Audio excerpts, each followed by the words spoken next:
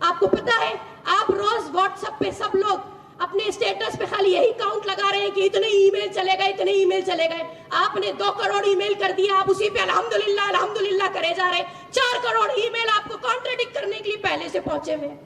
अब क्या करेंगे?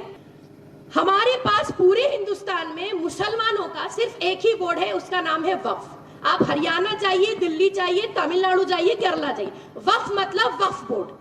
सारी ऐसी चीजें जो गिफ्टेड प्रॉपर्टीज हैं या जो वेलफेयर और चैरिटी के नाम पे चलती हैं, वो सबके सब under the one board, that is Waqf board. यानी यूनिफॉर्मिटी देखिए कश्मीर से लेके कन्याकुमारी तक। लेकिन अगर अभी आप गूगल पे जाके सर्च करिए तो आपको पता चलेगा कि नॉन मुस्लिम्स की ऐसी प्रॉपर्टीज जो वक्फ की जाती है, यानी जो गिफ्टेड होती हैं, जिसमें मंदिर बनते हैं या मंदिर को दान की जाती हैं, उसके न जाने कितने सारे बोर्ड हैं और हजारों करोड़ की प्रॉपर्टीज उनके पास है। उस पे नजर अभी नहीं गई है मोदी जी की, क्योंकि अभी हरियाणा का इलेक्शन है, अभी महाराष्ट्र का इलेक्शन है, पैसा जमा करना है, अभी ब्लैक मनी की बहुत जरूरत है, अभी वक्फ के ऊपर नजर है। जब वक्फ का पैसा खा चुके होंगे या वक्फ को बेच चुके होंगे तो शायद फिर दूसरे बोर्ड्स पर भी उनकी नजर जाएगी, क्योंकि इनका मकसद सिर्फ यही है। मैं यहां बताने के लिए खड़ी हूं।